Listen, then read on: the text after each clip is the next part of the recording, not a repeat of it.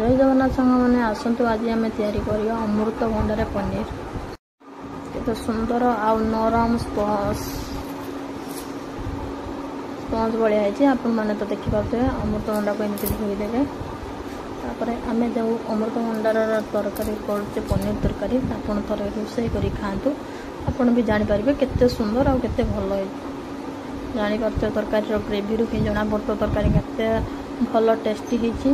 आम एक अमृतभंडा टे नवा ताकू कौन करवा ना आम गोटे छुरी साहाय्य आम तार समस्त चोपा को छेदन कर काटिदवा लक्ष्य रखते जमी छोट छोट नील दाग जमी न रुए कहीं रहिले तरकारी पितुड़ी भाग लगे तो आम ताकू कौन करवा ना एमती छोट छोट पीस काटिदवा जमी पनीर पनीर जमी आम काटू सेमती छोट छोट पीस अमृतभंडा कर काटिदवा कहीं सीझिला बेले से भल भाव सीझ बड़ बड़ रखिले काड़े सीझ न सीझ से आम छोट छोट पीस कर काटिदेलु तेणु ताको भल भाव धोईदे आम कौन करूँ ना ताकू गोटे पात्र रखिबू 2-3 थर कर धोईबू कहीं देहर जो कष भागटा दूर हो एबे आम गोटे कढ़ई नबू कढ़ई आम किछि पानी गरम करूँ देखु पानी आप भावतु पानी कहीं गरम कर देखु पानी आम सीझी से अमृतभंडा को पकेवा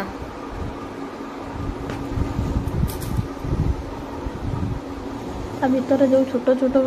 दाग रही जाए आम भल भाव काढ़ीदवा ऊपर जो नील नील दाग रही है भी भल भाव काढ़ीदवा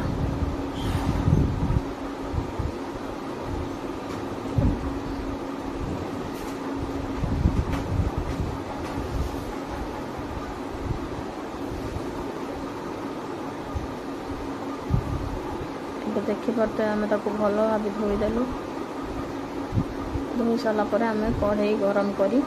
पानी गरम कलु पानी गरम हो सारापर आम से किसी अमूल पकेबू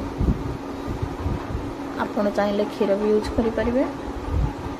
आम से किसी अमूल ऐड कर फेंटेदेलु कहीं पनीर ना तो कि क्षीर बासन कले भल लगे से तो आप चाहिए भी क्षीर नहीं पारे बाकी अमूल एटा भल हुए आम कौन करवा ना सीझी रखी अमृतभंडा को से पकईदवा अमृतभंडा को पकई सारापर आम अध कप अरुआ चाउल जो बतुरिक रखी से आम अरुआ चाउल को भी पकईदवा अरुआ चाउल को पकईदेले आम से स्वाद अनुसार लुण पकईवा लुण पकई सारापर टिके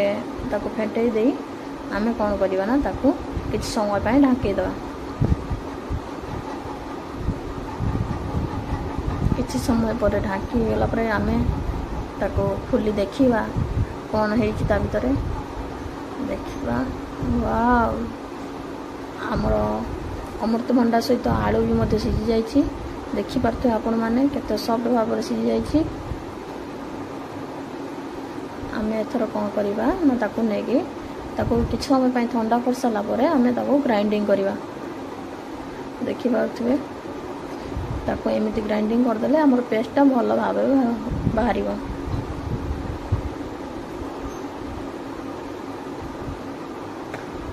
ये आमर प्रस्तुत होगा अमृतभंडार पेस्ट एबे ताको गोटे पात्र रखी आम कौन करवा ना ता ऊपर किछि आपण जहाँ हेले भी अरुआ चाउल गुंडे दे पारिबे नहीं तो अट्टा दे पारिबे नहीं तो बेसन दे पारिबे मैदा दे पारिबे आपण जहाँ देकी ताको फेंटई देबे फेंटई सारा परे ताको कौन करिवे ना भल भाव फेंटेबे जेमती तार कौन खंड विखंड न रुहे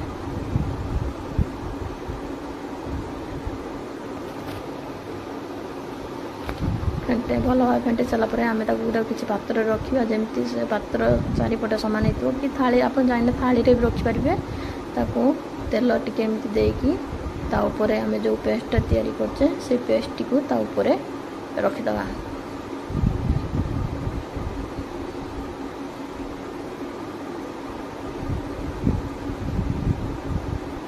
देखिपे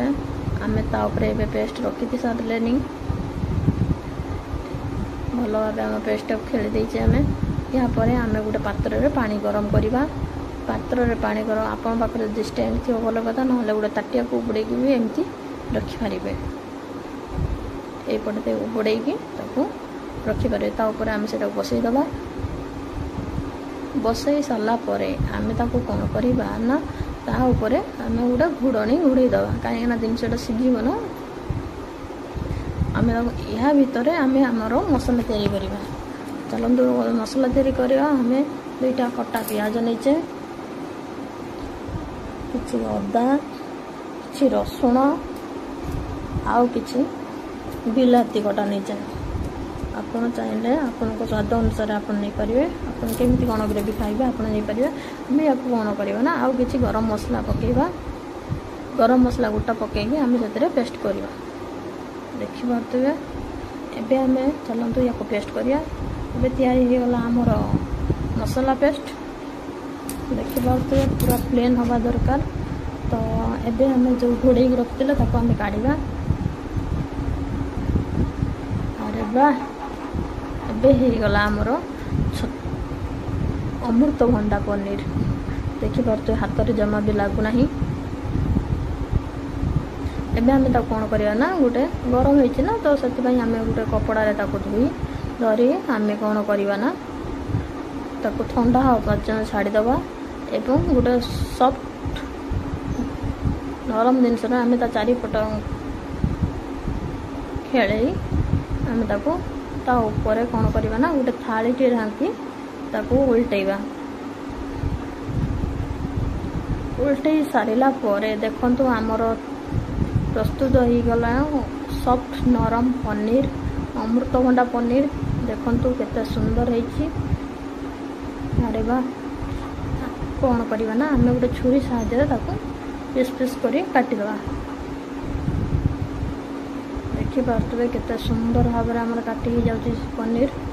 अमृतभंडा पनीर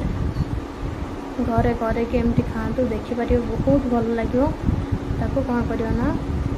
एटे बड़ साइज हो जाए गोटे छोट छोट साइज करदबा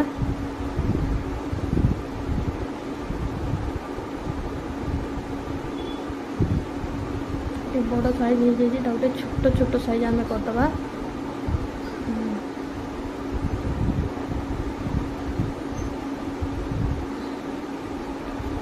एबे देखिए तो पनीर साइज आमर आसीगला आमर एबे पनीर साइज आसीगला एबे कौन करवा भल के देखु केते नरम और सॉफ्ट है एबे आम कौन करवा ना कढ़ई रे तेल गरम करवा तेल गरम कर सारा पर आम कौन करवा ना से काटी पनीर को से पकेवा पनीर जमी आम भाजू सेमती आम या भाजीदबा आम तो अलरेडी सीझला बेले लुण देते से लुण दबानी तो ताको भल भाव भाजीदबा देखो आम केते सुंदर भाव भाजी जाऊँगी पनीर ताको एमती धीरे धीरे करके ओल्टे दबे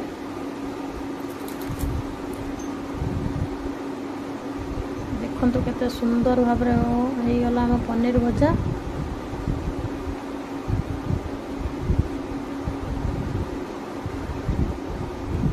आपण मैंने चाहिए भी कढ़ई रे रोषे करेंगे एबे आम ताको छाणीदबा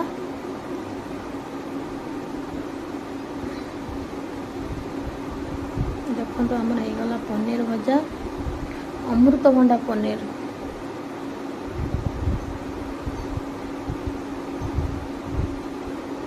तो सुंदर भाव में प्रस्तुत हो अमृतभंडा पनीर देखिपे आम कढ़ई तेल नवा किसी जीरा नवा और बाटी थी पेस्ट को आम से दबा आम तार ग्रेवी तैयारी करवा मसला तैयारी करवा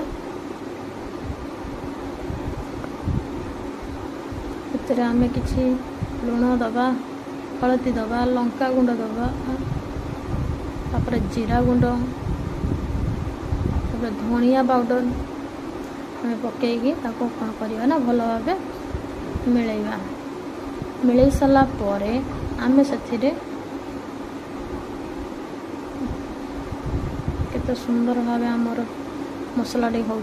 देखिपे आपण मैंने मिलाई सारा आम किसी पानी ऐड करिया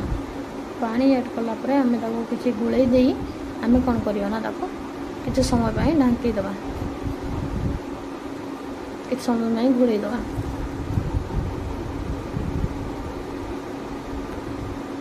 यापर पानी 10 मिनट छाड़ापर पानी फुटी आस फुटला आम जो भजा होता अमृतभंडा पनीर को ढालिया केते सॉफ्ट और नरम आम पनीर है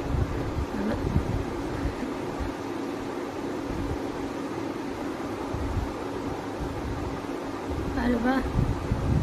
एमती थे घरे बन खातु देखिए भारी टेस्टी भारी स्वादिया तापर आम किसी गरम मसला ऐड करिया तरकारी फुटी गला आमर तरकारी भी ठीक मापर मापर होगला आम ए कौन करवा गोटे प्लेट को काढ़ा देखिपे यार ग्रेवीटा केते सुंदर आपण मैंने जानीपे यार टेस्ट केते भल हो और एमती बन खातु जानीपारे बहुत बढ़िया आ नुआ कर मो चैनल को सब्सक्राइब करिए।